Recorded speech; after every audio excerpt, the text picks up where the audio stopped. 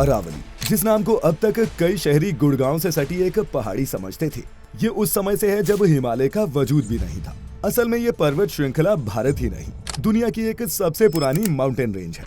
अगर अरावली ना होती तो दिल्ली एनसीआर का ये आबाद इलाका रेगिस्तान होता। अरावली ना होती तो जो बायोडायवर्सिटी इस इलाके में देखने को मिलती है उसका वजूद ही ना होता। पर सवाल ये है कि एक इतनी एंशिएंट, इतनी मजबूत और पूरे शहर की जिंदगी बचाने वाली माउंटेन रेंज हमारे नक्शे से धीरे धीरे गायब क्यों हो रही है? ये पहाड़ कब और कैसे बने? और सब कुछ जानते बूझते हुए हम अपनी ही कैपिटल के लाइफ सपोर्ट सिस्टम को खुद तबाह क्यों कर रहे हैं? Aravalli Range, one of the world's oldest mountain range and North India's natural shield against desertification, is under threat. जानेंगे अरावली की शुरुआत से लेकर आज तक की पूरी कहानी आज की हमारी इस वीडियो में, तो वीडियो को बिल्कुल भी स्किप मत करना। Factified. Facts on your face. Geography of Aravalli. दोस्तों, अरावली का मतलब होता है पत्थरों की एक लाइन, और वाकई में ये पत्थरों की एक लकीर जैसी ही है जो थार रेगिस्तान को मध्य और उत्तर भारत से अलग करती है। दोस्तों, अरावली कोई साधारण माउंटेन रेंज नहीं है, बल्कि ये पृथ्वी पर मौजूद सबसे पुरानी सर्वाइविंग माउंटेन बेल्ट्स में से एक है, जिसमें प्री कैम्ब्रियन एरा की रॉक्स पाई जाती हैं। 700 किलोमीटर लंबी ये माउंटेन रेंज राजस्थान के बीचों बीच से शुरू होकर दिल्ली, हरियाणा और नीचे गुजरात तक फैली हुई है। अगर आप इंडिया का फिजिकल मैप देखेंगे तो अरावलीज आपको इसकी रीढ़ की हड्डी जैसी नजर आएगी, जो साउथ वेस्ट से नॉर्थ ईस्ट की तरफ एक कर्व बनाती नजर आती है। अरावली रेंज को मोटे तौर पर 3 रीजन्स में बांटा जा सकता है। सबसे पहले है नॉर्दर्न अरावली, दिल्ली हरियाणा रेंज। दोस्तों, यहीं पर दिल्ली के लिए बेहद जरूरी वो जंगल और पहाड़ियां हैं जो इस शहर के फेफड़ों को बचाने का काम करते हैं। ये दिल्ली रेंज फ्रेगमेंटेड है, इसकी हाइट भी ज्यादा नहीं, पर इस पूरे शहर के लिए ये एक नेचुरल पॉल्यूशन बैरियर की तरह है। तुगलकाबाद, महरौली, छतरपुर के कुछ इलाकों में इसकी झलक देखने को मिलती है। इसके अलावा राष्ट्रपति भवन जिस रायजिना हिल पर बना है वो भी अरावली माउंटेन सिस्टम का ही हिस्सा है। इसके बाद है सेंट्रल अरावली, राजस्थान जोन। दिल्ली हरियाणा होते हुए अरावली राजस्थान के अलवर, जयपुर, सीकर, अजमेर, उदयपुर जैसे कई शहरों से गुजरती है। अरावली का ये सबसे कॉन्टिन्यूस और प्रोमिनेंट सेक्शन है। यहाँ हाई रेजेस, डीप वैलीज और फॉरेस्टेड स्लोप्स हैं, जो हवा को फिल्टर करने के साथ साथ राजस्थान की ड्रेनेज, ग्राउंड वाटर और इकोलॉजी को बैलेंस करने का इम्पोर्टेंट काम करती हैं। यहीं इस माउंटेन रेंज का हाईएस्ट पीक 1722 मीटर की हाइट वाला माउंट गुरु शिखर भी स्थित है। South Aravalli, Mewar, Udaipur belt. अरावली का ये हिस्सा साउथ राजस्थान से नॉर्थ गुजरात तक फैला हुआ है और ये इलाका झीलों, ग्रेनाइट पीक्स और मॉनसून रिचार्ज जोन से भरा है। यहाँ ये माउंटेन रेंज मर्ज हो जाती है आगे विंध्यन माउंटेन रेंज में। How Aravalli was form. अब जैसा कि आप भी जानते हैं कि जब 2 लैंड मासेज आपस में टकराते हैं तो इस कॉलिजन से ही माउंटेन रेंज निकलती है। लेकिन अरावली इस मामले में अनूठा है, क्योंकि इन माउंटेन्स का फॉर्मेशन टेक्टोनिक प्लेट्स के कॉलिजन से नहीं, बल्कि बुंदेलखंड और मारवाड़ टेक्टोनिक प्लेट्स का एक दूसरे पर लगातार प्रेशर डालने, वोल्केनिक एक्टिविटी और करोड़ों साल चली कई जियोलॉजिकल एक्टिविटीज के चलते हुआ है। इसीलिए अरावली सिर्फ एक माउंटेन रेंज नहीं है, बल्कि इस पृथ्वी का इतिहास भी है।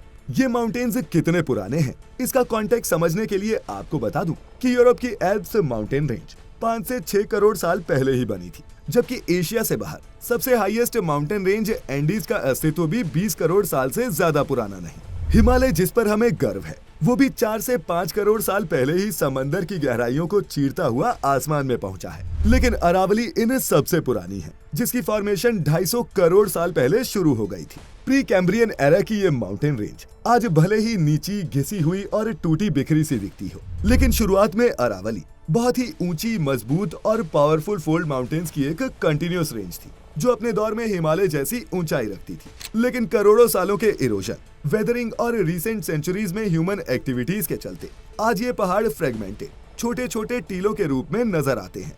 इस माउंटेन सिस्टम में नाइस शिस्ट, क्वार्ट्जाइट और मार्बल जैसे रॉक्स मिलते हैं, जो इस बात का स्ट्रॉन्ग जियोलॉजिकल प्रूफ है कि अरावलीज मल्टीपल टेक्टोनिक फेजेस और कॉम्प्लेक्स जियोलॉजिकल प्रोसेसेस से गुजरी है। और सिर्फ इतना ही नहीं, अरावली लैंडस्केप में पैलियो चैनल्स और पुरानी रिवर वैलीज भी पाई जाती हैं, जो दिखाती है कि कभी यहाँ बहुत बड़े, लंबे और एक्टिव ड्रेनेज सिस्टम्स फ्लो किया करते थे। आज ये नदियाँ या तो पूरी तरह से सूख चुकी हैं या फिर जमीन के नीचे जा चुकी हैं, लेकिन उनके निशान आज भी अरावली की करोड़ों साल की कहानी सुनाते हैं। अब दोस्तों, वीडियो में आगे बढ़े उससे पहले एक क्विक अपील। हमसे कई सब्सक्राइबर्स ने कहा है कि उन्हें हमारी वीडियोस की नोटिफिकेशन नहीं मिल रही, तो आप सभी से दरख्वास्त है कि एक बार फैक्टिफाइड को अनसब्सक्राइब करके फिर से सब्सक्राइब कर लें और नोटिफिकेशंस भी ऑन कर लें, ताकि अगली वीडियो आपसे मिस ना होने पाए। बाकी जो नए हैं पहले ये वीडियो पूरी देखें और फिर खुद डिसाइड करें कि क्या करना है। Significance of Aravallis. अब दोस्तों, जब हम अरावलीज की जियोग्राफी को समझते हैं तो एक बात बिल्कुल क्लियर हो जाती है कि अरावली सिर्फ एक पहाड़ नहीं बल्कि 700 किलोमीटर लंबी एक नेचुरल वॉल है, जो थार डेजर्ट से आने वाली सूखी और गर्म हवाओं को एनसीआर और नॉर्थ इंडिया तक पहुंचने से रोकती है, मॉनसून विंड्स को सही रास्ता दिखाने का काम करती है और पूरे नॉर्थ इंडिया के इकोलॉजिकल बैलेंस को संभाल कर रखती है। एक वक्त था जब अरावलीज की एवरेज हाइट लगभग 2800 मीटर हुआ करती थी, लेकिन आज ये सिर्फ 900-930 मीटर तक सिमट गई है। हाँ, ये बिल्कुल सच है कि ये पहाड़ हिमालय जितने ऊंचे नहीं, लेकिन इसके बावजूद भारत के एक बहुत बड़े इलाके की ज्योग्राफी के लिए इनकी इंपॉर्टेंस कम नहीं है, क्योंकि पहाड़ों का असर सिर्फ हाइट से नहीं, उनके हॉरिजॉन्टल स्प्रेड से भी होता है। और अरावलीज का स्प्रेड इतना ज्यादा है कि इसका क्लाइमेट इम्पैक्ट पूरे नॉर्थ इंडिया पर पड़ता है। यहाँ की वेजिटेशन में ड्राई डेसिडियस ट्रीज की भरमार है, जैसे कीकर, धोक, नीम आदि, और जंगली बोगनविलिया, हिबिस्कस और गुलाब जैसे फूल इन जंगलों में रंगत डालते हैं। अरावली माउंटेन रेंज में आपको जंगली जानवरों की भी कई प्रजातियां देखने को मिलती हैं, जैसे लेपर्ड, हाइनास, नीलगाय, मोर, गोल्डन जैकाल और सिवेज, जो यहाँ पाए जाने वाली रिच बायोडाइवर्सिटी का सबूत है। और तो और दिल्ली, मुंबई और बेंगलुरु जैसे शहरों की बिल्डिंग्स, फ्लाईओवर्स और लग्जरी फ्लोरिंग में जो महंगा पत्थर लगता है, 90% चांसेस है कि वो अरावली से ही निकाला गया हो। इंडिया में मार्बल और ग्रेनाइट का सबसे बड़ा भंडार राजस्थान में मौजूद इसी अरावली रेंज के चलते हैं।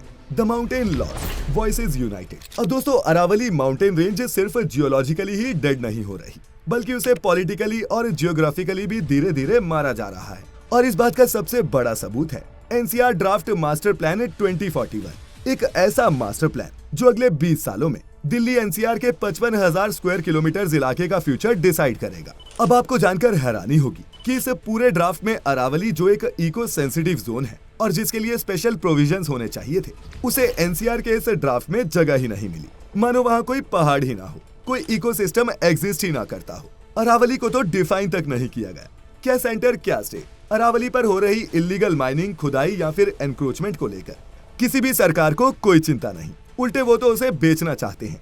इसका एक सबूत है फरवरी 2019 में हरियाणा असेंबली ने पीएलपीए यानी कि पंजाब लैंड प्रोटेक्शन एक्ट 1900, जिसमें अरावली इलाके को प्रोटेक्शन मिली हुई थी, उसमें संशोधन करके अरावली के एक बड़े हिस्से को प्रतिबंधित क्षेत्र से हटा दिया था। कई सोशल एक्टिविस्ट और एनजीओ के सुप्रीम कोर्ट में दर्जनों पिटीशंस करने के बाद सुप्रीम कोर्ट की भी नींद खुली और उन्होंने 2024 में एक कमेटी बनाई कि जी अरावली माउंटेन रेंज की एक यूनिफॉर्म डेफिनेशन बताओ, जिससे ये पहचानना आसान हो जाए कि कौन सा इलाका प्रोटेक्ट करना है और कौन सा नहीं।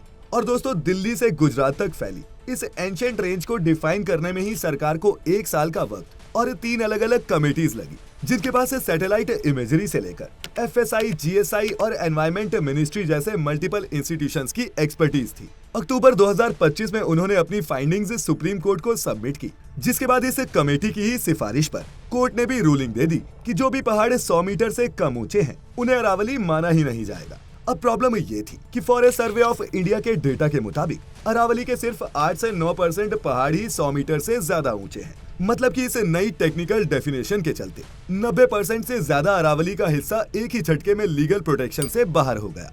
और जैसे ही 100 मीटर से नीचे के ये पहाड़ ग्रीन जोन नहीं रहे, तो अरावली के इन जोन्स में रियल एस्टेट प्रोजेक्ट्स, चौड़ी रोड्स और कमर्शियल कॉम्प्लेक्सेस बनाना पूरी तरह से लीगल हो गया। पहाड़ों को खोदने का काम शुरू हो चुका था, लेकिन मेन स्ट्रीम मीडिया अभी भी डिस्ट्रैक्शन के अपने रेगुलर काम में लगा हुआ था। इस गैप को अल्टरनेट मीडिया ने भरा अपनी ग्राउंड रिपोर्ट्स, विजुअल्स और डेटा के साथ।